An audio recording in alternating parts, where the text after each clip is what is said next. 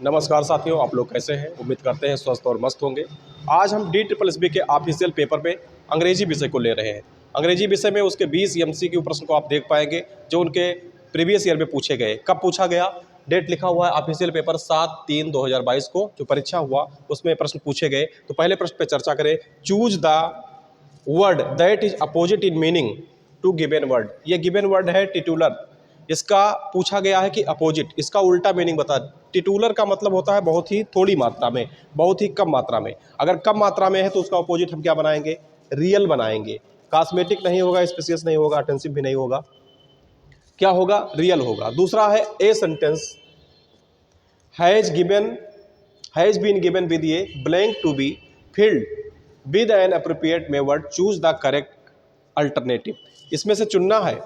आई यहाँ पर dot dot लिखा हुआ है, I go to the toilet please. अगर किसी से हम्बली रिक्वेस्ट किया जाए, किसी से आज्ञा मांगा जाए कि मैं टॉयलेट जाना चाहता हूँ, तो आप लोग स्कूलों में देखे हैं कौन सा वर्ड यूज करते हो? क्या बिल का यूज करते हो? नहीं।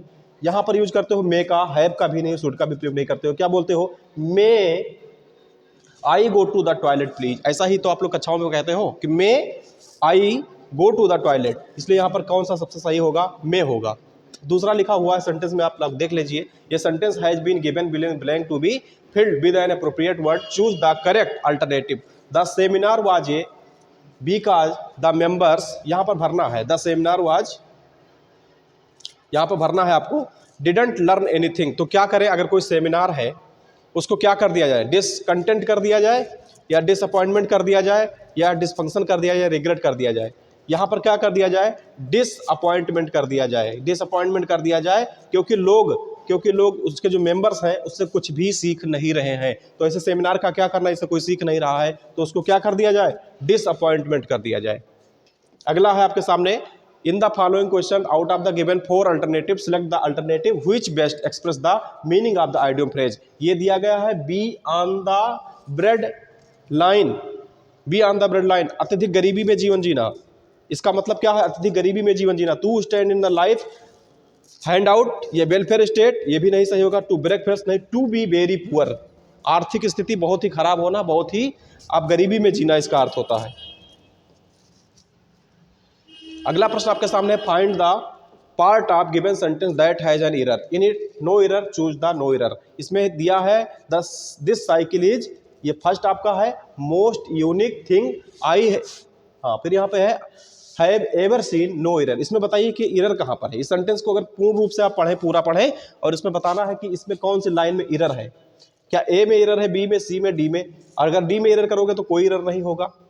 एक में एरर करोगे तो यहाँ पर कोई एरर दिखे, और उसके बाद में 2 में एरर करोगे तो यहाँ पे कोई एरर दिखना चाहिए। तो कहाँ पे एरर दिख रहा है? The cycle is the unique. जब साइकिल यूनिक है तो उसमें मोस्ट सुपरलेटिव लगाने की कोई आवश्यकता नहीं होती है। यूनिक अपने आप में वैसे ही बहुत भारी भरकम शब्द हो जाते हैं, बहुत बड़े शब्द होते हैं, खुद में ही सुपरलेटिव है, इसलिए यहाँ पर मोस्ट का प्रयोग नहीं होगा। तो एरर कहाँ पर दिख रहा है? 2 नंबर पे आपका एरर दिखाई पड़ रहा है। जब वो यूनिक है ही है पहले से ही, तो उसको मोस्ट लगाने की कोई आवश्यकता अलग से नहीं है। अगला प्रश्न आपके सामने है, the question below consist of the set of labeled sentence of the 4 options given, select the most logical order of the sentence to form a coherent paragraph। इसमें कहा गया है कि हमने इसको सेंटेंस में लगा दिया, जिसका नाम रख दिया PQRS। PQRS नाम रख दिया, तो इसको अरेंजमेंट करना है, क्या ये सब सही लिखे हुए हैं या नहीं सही लिखे हुए हैं। तो इसमें देखते हैं, ये breakfast using plant based bacon substitute and vegetarian suggested would be reduce in carbon footprint by 51% and average vegetarian sausage has about a quarter of the impact of the standard pork sausage. This make it an easy option to significantly reduce the breakfast environmental impact without dramatically affecting flavor. This change alone would reduce the breakfast footprint by 25%। इसकी हिंदी बताने की मैं कोई आवश्यकता नहीं समझ रहा हूँ, क्योंकि जो बालक DSSB की तैयारी कर रहा है उसके लिए, जो KBS की तैयारी कर चुका, उसके लिए इसका हिंदी बताने की आवश्यकता नहीं है। इसको सेंटेंस को पढ़िए, आपके बेहतर समझ में आए। वैसे ये PQIQs हैं, तो इसको ये बिल्कुल ठीक फॉर्म में लिखे हुए हैं। अब इसका सासेज का अर्थ बताएं, हम वेजिटेरियन का अर्थ बताएं, ऐसा इसकी कोई आवश्यकता नहीं है। वीडियो बढ़ती होती चली जाएगी। पोर्क का मतलब बताएं, तो ये सब बताने से कोई फायदा है नहीं। सासेज का मतलब मीट होता है, और पोर्क का मतलब तो ये पिग का मीट है। तो इसमें ये सेंटेंस सभी ठीक प्रकार से लिखे हैं। तो PQRS, ये सभी अरेंजमेंट इसका सही लिखा हुआ है। इसका सभी अरेंजमेंट क्या है? बिल्कुल ठीक लिखे हुए हैं। अगला है 7 नंबर प्रश्न में आपके सामने है, select the most appropriate option to substitute the underline segment in the given sentence, if no substitution required select no improvement as your answer. इसमें कह रहा है despite being tried their best they we are not able to reach the goal. इसमें बता रहा है कि इन सभी लाइनों में कहाँ पे दिक्कत है। डिस्पीट आप बेस्ट ठीक लिखा हुआ है, नो इंप्रूवमेंट की जरूरत है। डिस्पीट ट्राइंग देयर बेस्ट, कहाँ सुधार कर दिया जाए। यहां पर बीइंग लिखा है तो यहां पर ट्राइंग भी होगा, क्या होगा, बीइंग लिखा है तो यहां पर क्या होगा, ट्राइड नहीं होगा, ट्राइंग होगा। तो यहां पर कहाँ दिख रहा है, डिस्पीट ट्राइंग दियर बेस्ट, डिस्पीट दियर बेस्ट ट्राइंग, डिस्पीट तो दियर वाला तो सही नहीं होगा, डिस्पीट ट्राइंग दियर बेस्ट। ये वाला सी ऑप्शन आपका एकदम राइट है, सी वाला ऑप्शन क्या है, एकदम आपका सही है। अगला प्रश्न है आपके, choose the word that can substitute the given sentence. ये close meeting of group person belonging to the same political party. कोई पॉलिटिकल पार्टी अगर एक क्लोज मीटिंग करती है और ग्रुप ऑफ पर्सन लोगों के साथ में बैठ करके, तो उसको क्या नाम दिया जाए, क्लिक दिया जाए, ब्रेस दिया जाए, कोर्टरी दिया जाए। इसका काकस होता है, वो क्या होता है, गुट बैठक होती है। क्या होता है, एक प्रकार का गुट बैठक होती है, तो उसको काकस कहा जाता है।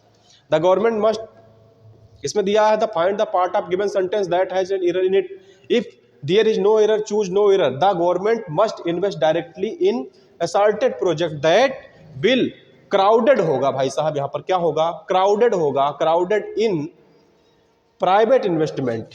तो 3 नंबर में आपको एरर दिख रहा है, तो 3 नंबर कहां पर दिख रहा है, यहां पर दिख रहा है। क्राउड ना होकर के क्या होगा, क्राउडेड होगा। अगले प्रश्न में आपके देखिए, अगला प्रश्न आपके सामने है, select the most appropriate option the substitute the underline segment in given sentence, no substitution is required, select no improvement as your answer. If he has been began earlier he might had succeed in finishing the project before deadline. यहां पर he might के साथ में क्या होगा, have होगा, और यहां पर ही हैड होगा, क्या होगा, he had began earlier he might have, बाकी सब सही लिखे हुए हैं। तो इस प्रकार से यहां पर हैड कहां पर दिख रहा है, had begun earlier might have succeed, ये देखिए ये ठीक लिखा हुआ है। अगला है, in the given question 4 words are given, which one of the word is correctly spelled. Spelling सही देखना है, choose the correctly spelled word. Exaggerate, एक्सग्रेट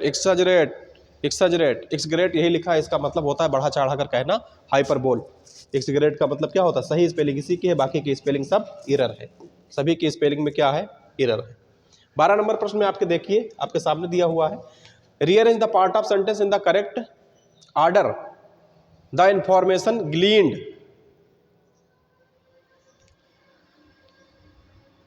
अच्छा, इसके आगे लिखना है, द इंफॉर्मेशन ग्लीन्ड के आगे आपको लिखना है, क्या यहां से शुरू किया जाए, क्या यहां से शुरू किया जाए, क्या यहां से शुरू किया जाए, ग्लीन्ड के आगे कहां से शुरू करके इसको इस क्रम में लगाना है।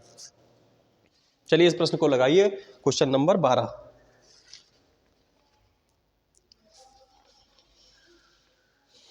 द इंफॉर्मेशन ग्लीन्ड यहां से शुरू करिए, from fossil bones along with observations. उसके बाद में, इसके बाद में both the movement and musculature of, फिर उसके बाद में आएगा living animal species, help scientist model, how non avian में हैव मूव्ड। ये वाला आपका डी ऑप्शन इसमें सही रहेगा, डी ऑप्शन बिल्कुल सही इसका अरेंजमेंट है। अगला प्रश्न है, in the given question 4 word are given in which one is correctly spelled.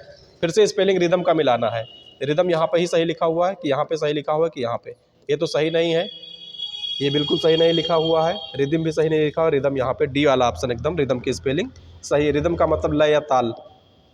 Choose the word that means same as the given, मतलब पर्यायवाची ढूंढना है। अगर सही बात करें तो बेसफुल का क्या सही हो सकता है, साई सही होगा, एक्सप्रेसिव सही नहीं होगा, ग्रेडियस नहीं सही होगा, कावर्ड भी नहीं सही होगा। बेसफुल का मतलब क्या होता है, नर्म, विनम्र, तो उसका साई ही सही होगा। In the following questions out of the 4 alternatives, select the alternative which has express the meaning of idiom phrases. To cut the Gordian knot, to marry, to avoid somebody, to solve difficulty, to new a relationship. To cut the Gordian knot का मतलब क्या है, इसका मतलब है solve the difficulty, किसी समस्या को हल करना। क्या है? किसी समस्या को हल करना क्या है? To cut Gordian not.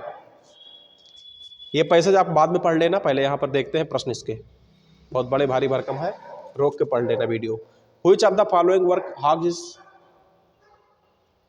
डिलाइबरेट left with holes. इसमें लिखा है private memories and confection of the justified sinner, the poetic mirror, the mimicking medleys, the living birds of Britain. इसको पैसेज को पढ़िए। Which of the following words of Hogg is deliberate left with. चलिए यहाँ पे paragraph को पढ़िए, तभी इसका उत्तर देना संभव है। यहाँ पे पढ़िए। जॉन्स हॉग डिफाइंड कैटेगराइजेशन, ये prolific poet, songwriter, playwright, novelist, short story writer and parodist. पूरा पढ़िए, उत्तर बताइए। उत्तर बता देते हैं, पढ़ लेना बाद में। The private memories and confection of justify, इसका ये सही उत्तर है।